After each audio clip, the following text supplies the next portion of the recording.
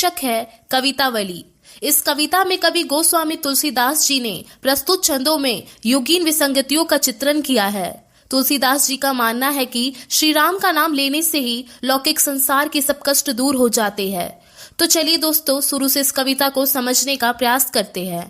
प्रस्तुत पंक्तियों में कवि गोस्वामी तुलसीदास जी कहते हैं कि कलयुग के प्रभाव में आकर लोग ऐसे हो गए हैं कि श्रमजीवी, किसान, व्यापारी, भिखारी, सेवक, प्रशंसा गीत गाने वाले, कलाबाजी दिखाने वाले कलाकार और विभिन्न प्रकार के करतब दिखाने वाले ये सभी लोग पेट की भूख शांत करने के लिए अनेक उपाय रचते, पर्वतों पर चढ़ते और शिकार की खोज में दुर्गम वनों में विचरण करते रहते हैं।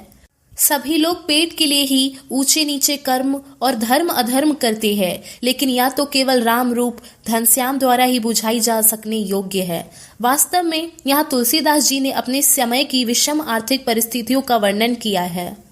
आर्थिक स्थिति ठीक न होने के कारण जन सामान्य कोई भी बुरा से बुरा काम करने के लिए मजबूर है। लोगों की यह मजबूरी गरीबी और बेकारी के कारण हो सकती है। कवि की दृष्टि में पेट की आग जंगल में लगने वाली आग से भी अधिक भयंकर और कष्टदायक है। इस भूख से उत्पन्न कष्टकारक स्थितियां मार्मिक है, लेकिन सबसे अधिक विषम और मार्मिक स्थिति वहां उत्पन्न दिखाई देती है जब पेट की आग बुझाने के लिए लोग अपने बेटे बेटी तक को बेचने के लिए मजबूर है। पेट की यह आग ही मनुष्य को धर्म अधर्म करने पर मजबूर करती है। प्रस्तुत पंक्तियों में कवि तुलसीदास जी कहते हैं कि हे राम, वर्तमान समय में किसानों द्वारा खेती नहीं होती, भिखारी को भीख नहीं मिलती, व्यवसायियों का व्यापार नहीं चलता और नौकरी करने वालों को नौकरी नहीं मिलती। इस प्रकार जीविकाहीन हो जाने के कारण सब लोग दुखी और शोक के वश में होकर एक दूसरे से कहते हैं कि कहाँ जाए, क्या करे, कोई राह या उपाय नहीं सूझता। वेद और पुराण में कहा जाता है और लोक में भी ऐसा देखा जाता है कि संकट के समय आप ही ने सब पर कृपा की है। हे दीनबंधु, मतलब हे गरीबों का मित्र, दरिद्रता रूपी रावण ने इस दुनिया को दबा लिया है।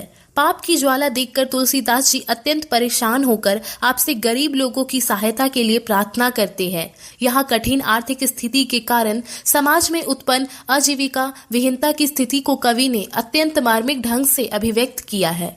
इससे यह स्पष्ट होता है कि तुलसीदास जी केवल संत नहीं बल्कि सामाजिक उत्तरदायित्वों के प्रति जागरूक और ईमानदार रचनाकार थे।